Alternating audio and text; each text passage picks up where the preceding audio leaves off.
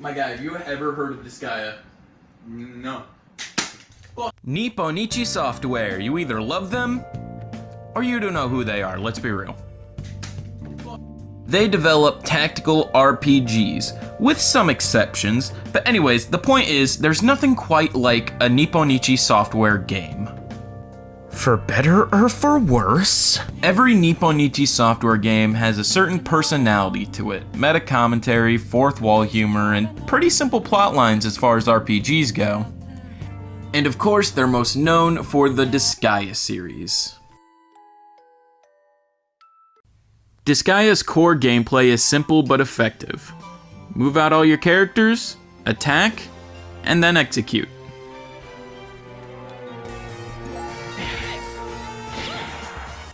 And as you level up, you will learn special moves.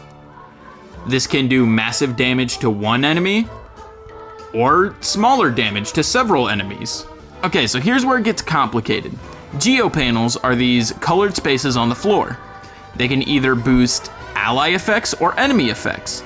They could even straight up damage allies or enemies, or both. To remove the effect of geopanels, you either destroy or move the block that corresponds with the effect. Then you get money and shit after combat, whatever the fuck. And then after like combat, you gotta fucking you gotta heal your characters up by paying their fucking their medical bills. You know what I'm saying? Some shit like that. No fucking way! I didn't know you like strategy RPGs so much. Oh no, I don't. Fuck Ratchet and Clank, man. I bet Ratchet and Clank would fuck you. Nah, man, it's all about turn-based RPGs. I mean, Paper Mario, that's my shit. And you need to stop being a bitch.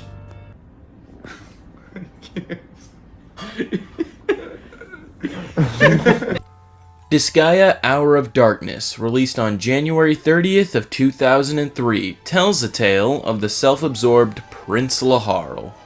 So in most RPGs at the time, and even nowadays, you usually play as a hero, trying to save the kingdom from this great evil, and you meet party members along the way. Disgaea flips this trope on its head by having you play as an evil demon prince, actively trying to take over a kingdom. So the story goes, Laharl is awoken from a 2-year slumber, and is stunned to learn that his father, the previous king of the Netherworld, has died. A massive war breaks out to decide the next overlord. Laharl, feeling entitled to this, wants to be king, and will kill anyone who gets in his way. Until he meets an angel named Flan, who slowly teaches him humanity. But nah, this motherfucker wants to be king of the Shadow Realm! Man needs to conquer a sandwich first with his scrawny ace. Like, nah. This man sees any form of booba, and he's rendered useless. He's a Demon Slayer fan. I don't know why, but for some apparent reason I can't stand women with sexy bodies. On a side note, flat-chested girls like you have absolutely no effect on me. Alright, but now I'm gonna need you to forget about all that story nonsense. We're talking about OCs. Character creation. That is right. All you gotta do is pick a class and name them whatever the hell you want. And you can upgrade those classes as you level up, or even just unlock new classes entirely. It's a pretty basic character creator, but extremely fun. You can basically put you and all your friends in the game. Like, who cares about the main cast when I can have Fuckmaster Luke on my team? So Disgaea Hour of Darkness was good, but there were some problems. Fights in this game don't award you a lot of money. That paired with the fact that you have to heal after every fight means you won't be able to get any good equipment early on, or even late game for that matter. Yeah, you know, I can relate to being poor. Despite its shortcomings, it's still a great start to the series and paved the way for bigger and better sequels. Speaking of which... There's a witch in here?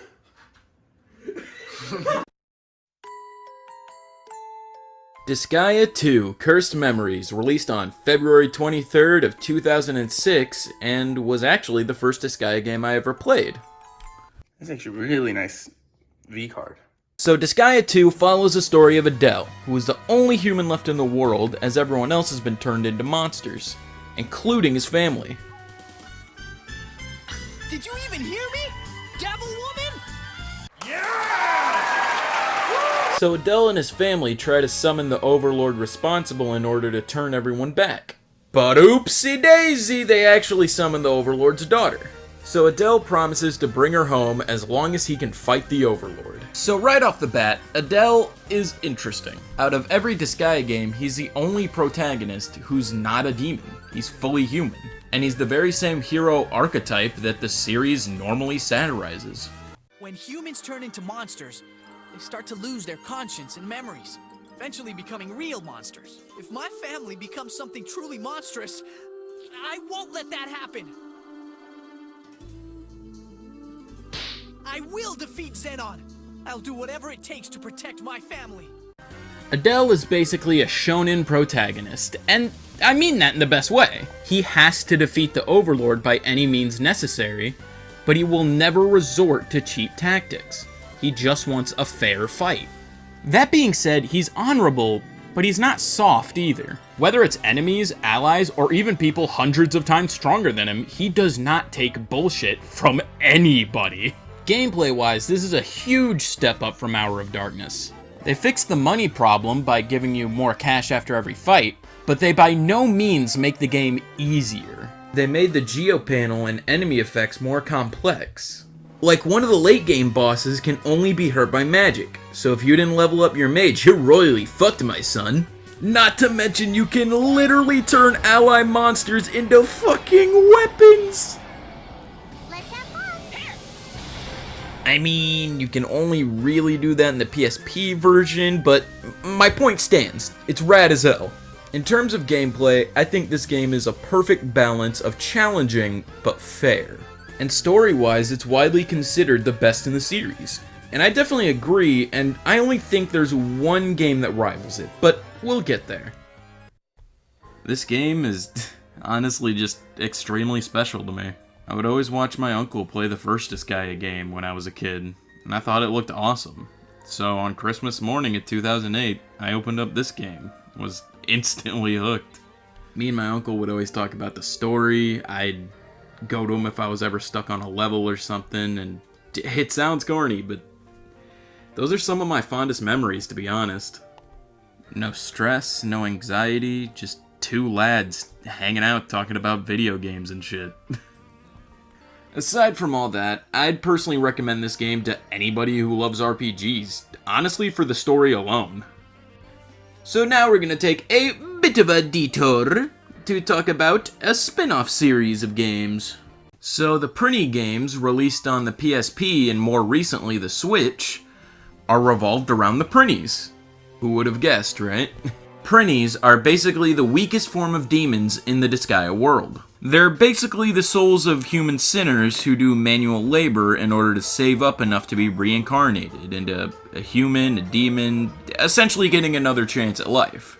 Quick side note, and this is personally my favorite thing about them, is they are lawfully required to say dude at the end of every one of their lines. Prinny rule number 1. You shall always include the word dude in every line you say. I don't know, I just think it's funny. So anyways, both games have very similar setups. Basically something stolen from your master, the Demon Lord, and she'll kill every single Prinny unless you get it back. I was almost accused of being the Phantom Thief. Hey, wait a minute! Anyways, these games are fucking awesome! It's an action platformer with some really expressive character designs, and is chock full of personality. The gameplay is simple but effective. You ground pound to stun enemies, then you attack them.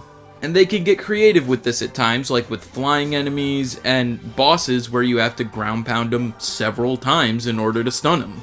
Even amongst Disgaea fans, the Prinny games honestly go overlooked, and it's kind of a shame. Because I'd personally recommend this to everybody, to be honest, because I feel like even non-Disgaea fans can get into the platforming and difficulty of it. Ah, damn, I forgot to write a clever transition into the... Abort! Abort! Too dangerous, dude! Time to jet! Disgaea 3, Absence of Justice, released on January 31st of 2008. Being in it and just like at the same time. Wow. So I personally love Disgaea 3, but I would be lying if I said it didn't feel underwhelming compared to the other two. They added new classes and even new team attacks, but that's about it. I think out of all the Disgaea games, it innovated the least.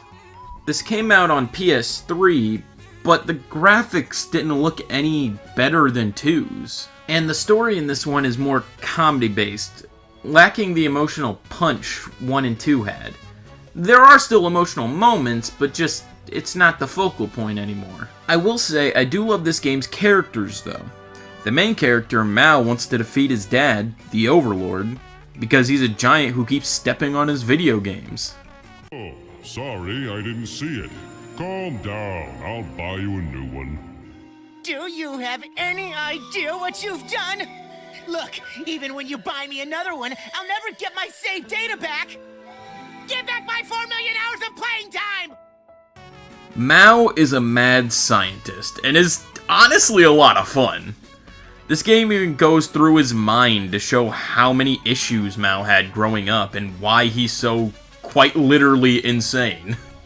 But again, it just doesn't hit like Disgaea 1 and 2 did. Still an extremely solid title, and I'd still recommend it, but it really didn't add anything to the franchise except quotable moments and... Oh yeah, tower attacks! They added fucking tower attacks! Anyways, Mike, now we get into something juicy. Disgaea, a motherfucking foe, released on February 24th of 2011. Yo, someone say Disgaea 4? How did you get in my house? Actually, I'm a huge Disgaea fan. Desco's best girl. No, you can't do that, but that is a literal child. That's a, Five. yeah, that's a child. Yeah. No, for the tentacles. Yeah! Anyways, Disgaea 4 follows the story of Valvatoris, a Prinny instructor who used to be a great and powerful tyrant. He lost all his power because he stopped drinking blood due to a promise he made to a human. Valvatoris is extremely noble and would never break a promise, even at the cost of his life. He also has an odd obsession with sardines and sardine facts. The kanji for the word sardine is a combination of the characters fish and weak. Some say that's because sardines weaken quickly after they're taken out of the water. That is absolutely not true. This game adds fusion, where two monsters combine into one stronger monster. Exactly what it sounds like. Also, can we take a second to admire the graphics? Like, damn, some of this shit looks hand-drawn sometimes. Very nice, very tasty. You can also customize the color of your custom characters, which, you know, is important to me. This is honestly one of my favorite Disgaea games in terms of story. Every character gets their own arc without it feeling overstuffed. And I have a huge personal connection with this game because it's when I got my friend Dawson into Disgaea. Yeah, remember him? Alright, hello.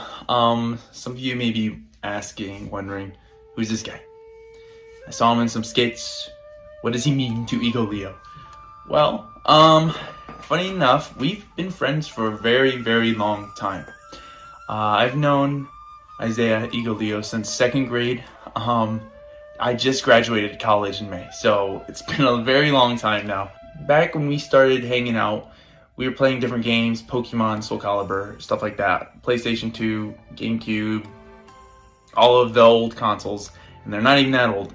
But Disgaea was one of them. He introduced me to Disgaea, and something about the ability to create your own character, create you in a game, you know, level that character up, and, you know, find out you have new abilities, you have new specials, you have weapons that all look different and they're unique, the enemies are unique, the art style is amazing. It was just, it was a lot to take in as a kid. You know, I was over here, Isaiah, let's play Disgaea. You know, tell me more about it. So much so to the fact that it was probably I was 4th or 5th grade. For Christmas, I not only asked for a PlayStation 3, I was asking for Disgaea 4, because I fell in love with the franchise.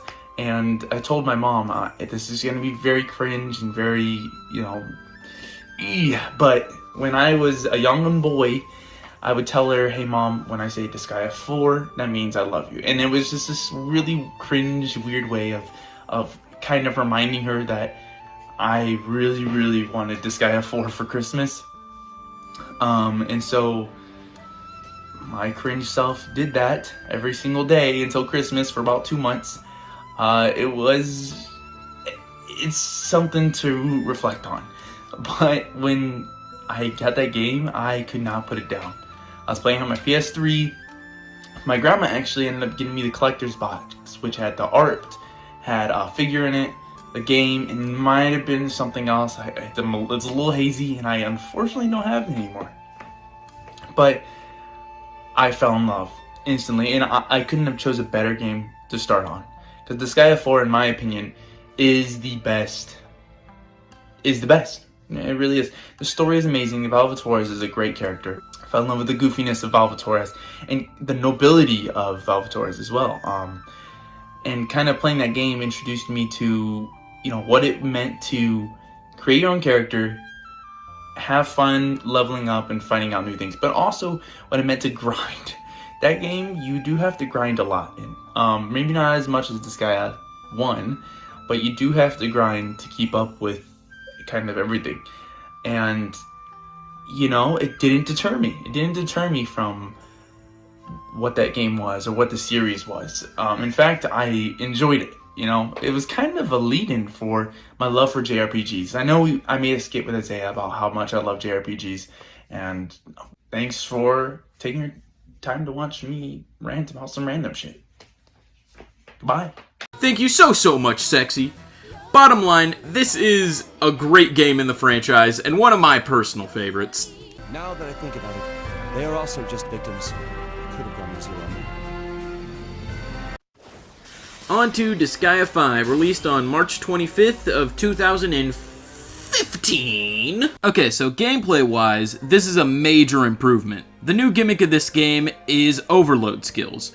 Once a certain character's revenge meter is filled up, then they can use a special ability, separate from their actual attack. These skills can include turning enemies against each other, area of effect attacks, or just straight up power-ups. There are also missions now, and completing them unlocks all sorts of things.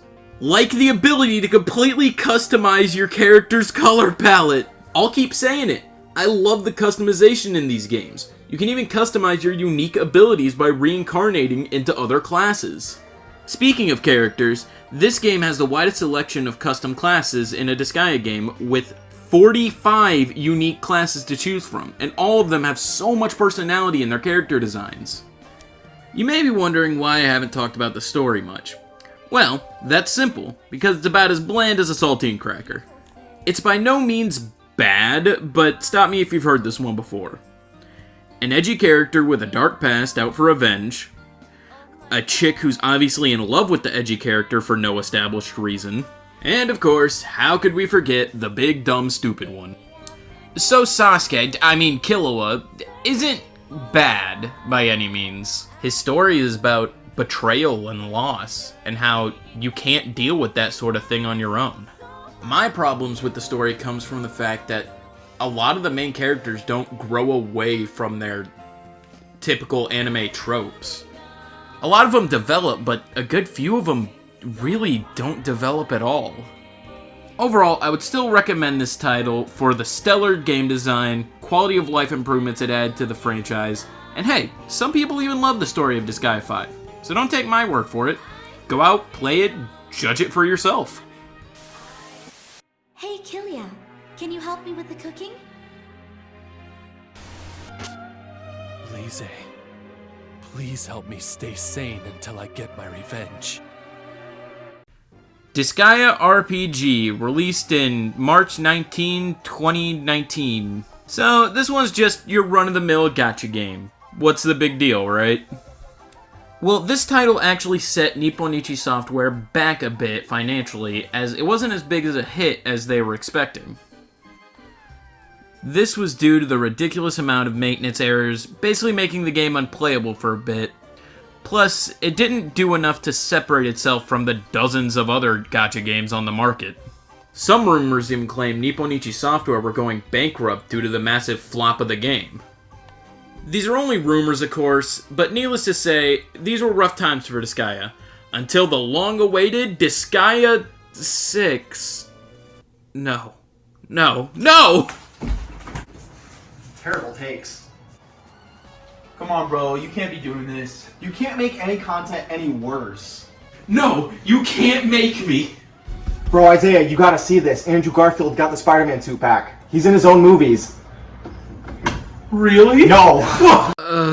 Fine. Disgaea 6, released on January 28th of 2021. And believe it or not, I'm not the biggest fan of this one. In terms of story, it's fine. It's basically just a worse version of 5's story. Basically, the main guy's gotta avenge his sister, and to do it, he's gotta learn the power of friendship. Whoop-de-doo! That's the best story if ever there was one! And oh boy, let me tell you, the gameplay is about as much of a downgrade as you can get. Now you have super reincarnation. Makes the game extremely easy, letting you max out your stats, but with hardly having to grind for it. And speaking of easy, due to auto-battling, you basically don't have to play the game at all. Not to mention, you can straight up pay for money in EXP. It's built like a mobile game. It is truly built like a mobile game.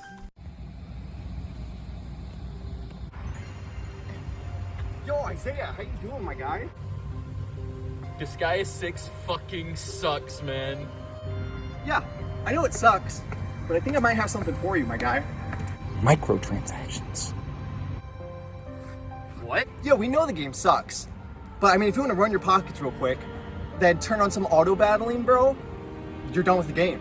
That's it. You get a little bit of XP, and you're good, dude. It's a win-win. You don't have to play the game, and we don't have to pretend this shit's good. Goddamn piece of shit. I'm alright.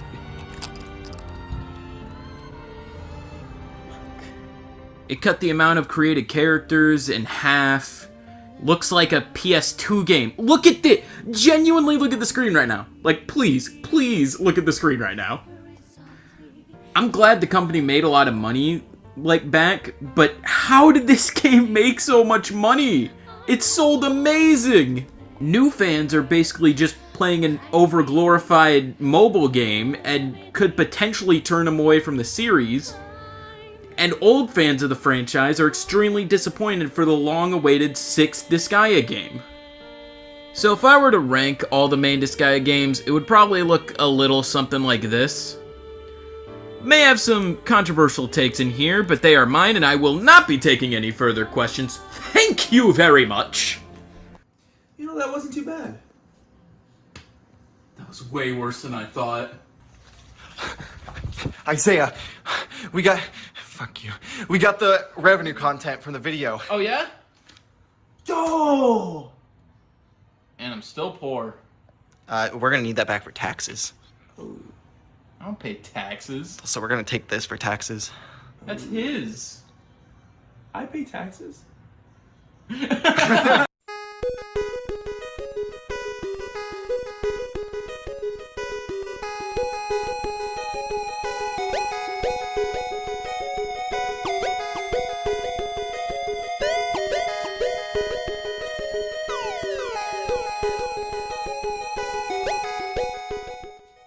Hey, what is good? Thank you so much for making it to the end of the video. This took genuinely like a couple months to make. So I would very much appreciate a subscribble. And I will see you guys in the next one.